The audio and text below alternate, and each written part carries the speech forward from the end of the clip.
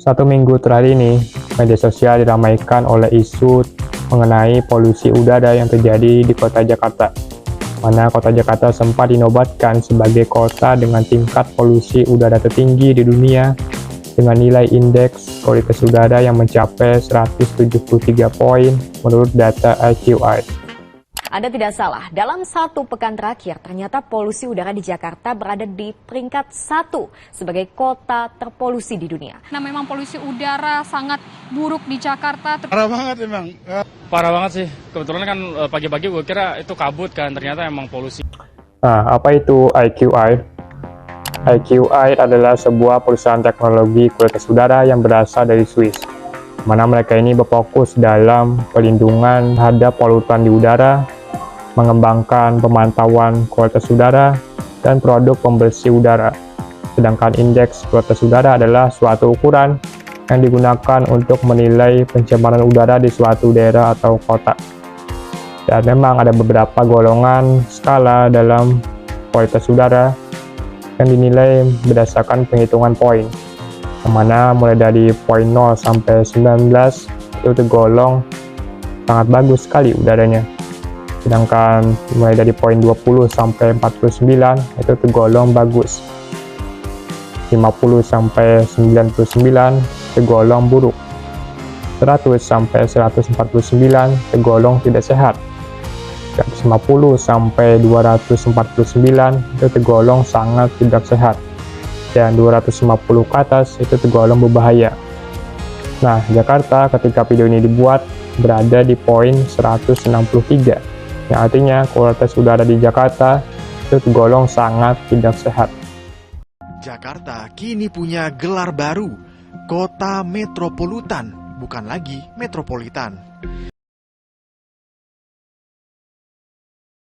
Sudah terdapat beberapa penyebab terjadinya polusi di Jakarta sejauh ini.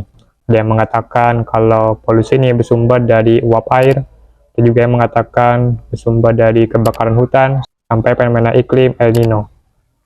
Namun sempat terjadi perdebatan nih tentang faktor mana yang menjadi penyumbang terbesar polusi di Jakarta.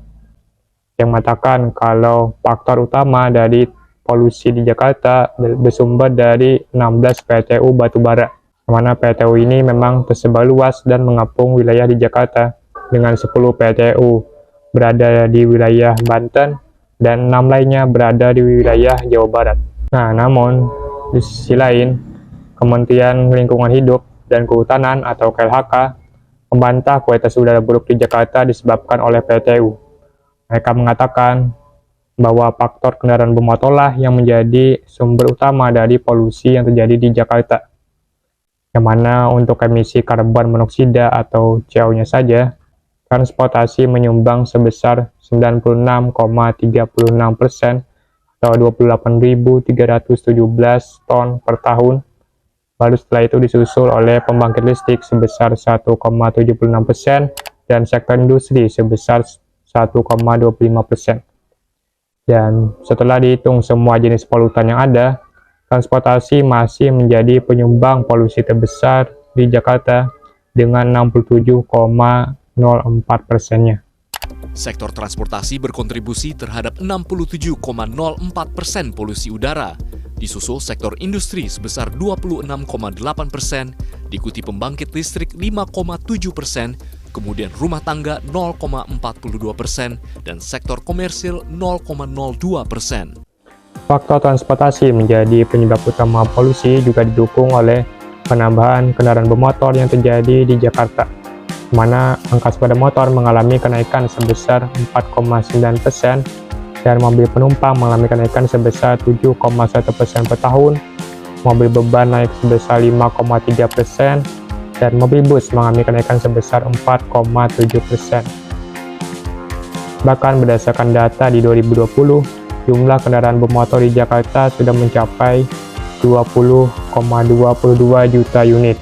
Sementara itu, menurut data Kementerian Lingkungan Hidup dan Kehutanan pada 2022, terdapat lebih dari 24,5 juta kendaraan bermotor yang menggunakan bahan bakar fosil beredar di Jakarta setiap harinya. Ada beberapa solusi yang sudah dicoba dilakukan oleh pemerintah sejauh ini. Beberapa di antaranya ialah modifikasi cuaca dengan membuat hujan buatan, mengurangi PLTU batubara dengan mewajibkan pihak industri menggunakan scrubber, kemudian mendorong transportasi publik untuk masyarakat, dan kendaraan listrik. Selain itu, pemerintah juga sempat mengeluarkan peraturan pembagian jam kerja dengan me-WFH 50% ASN-nya untuk mengurangi kemacetan di jalan, dan pemerintah juga akan melakukan tilang uji emisi untuk kendaraan bermotor.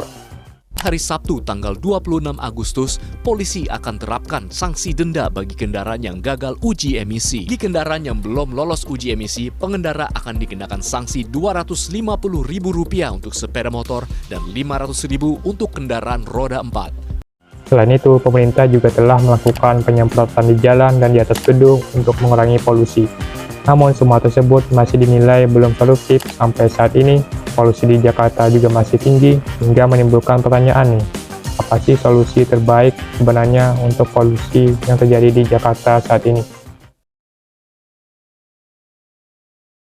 Daripada kita saling tuding satu sama lain, mana yang benar, mana yang salah, siapa biang keroknya, apakah PLTU atau kendaraan bermotor, maka lebih baik kita mulai ikut berkontribusi dari hal yang bisa kita lakukan terlebih dahulu. Nah, kalau kita saling salah menyalahkan satu sama lain, sama aja kayak kita main tarik tambang gitu, mana kita saling narik satu sama lain dan tidak akan menyelesaikan masalah apa-apa. Polusinya ya tetap ada di atas sana gitu. Ya terus apa dong yang bisa kita lakukan sebagai rakyat biasa ini? Yang pertama kali kita bisa lakukan ialah mulai membiasakan diri untuk menggunakan transportasi umum dibandingkan kendaraan pribadi. Padahal tadi sudah jelas, datanya menunjukkan bahwa transportasi adalah penyumbang polusi terbesar.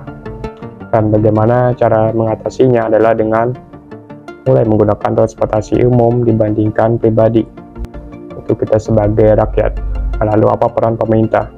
Peran pemerintah adalah untuk menyediakan fasilitas transportasi umum yang memadai untuk rakyatnya. Nah, di sini kan enak itu, kita sudah satu visi, sudah menyatukan visi kita.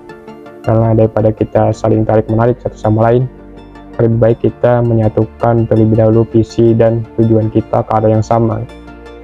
Oke, ini ada polusi udara, apa yang harus kita lakukan? Kita sepakat misalnya kita harus mengedepankan transportasi umum, maka ya udah kita tinggal bagi peran aja. Pemerintah berperan sebagai menyediakan fasilitas. Kita sebagai rakyat harus mau menggunakan fasilitas tersebut. Pun solusi untuk mengatasi polusi udara adalah dengan memperbaiki layanan angkutan umum sehingga dapat lebih mengakomodir kebutuhan mobilitas warga Jabodetabek. Dan setahu gue, transportasi umum di Jakarta itu adalah transportasi umum dengan kualitas terbaik di Indonesia. Udah ada MRT, KRL, bahkan yang terbaru yang baru launching, udah ada LRT. Jadi kurang apa lagi coba? Tinggal masyarakatnya aja yang mau menggunakan itu atau tidak. Nah, lalu satu hal lagi yang paling simpel yang bisa kita lakukan untuk mengurangi polusi udara adalah yaitu buanglah sampah pada tempatnya dan jangan membakar sampah sembarangan. Emang apa hubungannya? Ya, membakar sampah itu lebih bahaya daripada sekedar polusi. Karena bisa menimbulkan emisi gas rumah kaca yang memicu pemanasan global. Dan selain itu, pembakaran sampah juga bisa rusak tanah dan air. Jadi daripada kita saling menyalahkan satu sama lain, lebih baik kita muhasabah diri sendiri dulu. Apakah kita sudah menjaga lingkungan sekitar kita dengan baik? Apakah kita sudah membuang sampah pada tempatnya? Apakah kita masih membakar sampah atau tidak? Dan lain hal sebagainya. Karena penyebab utama terjadinya polusi udara saat ini adalah menandakan bahwa kepedulian kita, kesadaran kita terhadap lingkungan masih sangat rendah. Dan solusi dari pembahasan tersebut adalah bahwa kita harus mulai menaikkan kepedulian kita dan kesadaran kita terhadap lingkungan. Dan semua hal tersebut harus dimulai dari diri kita sendiri.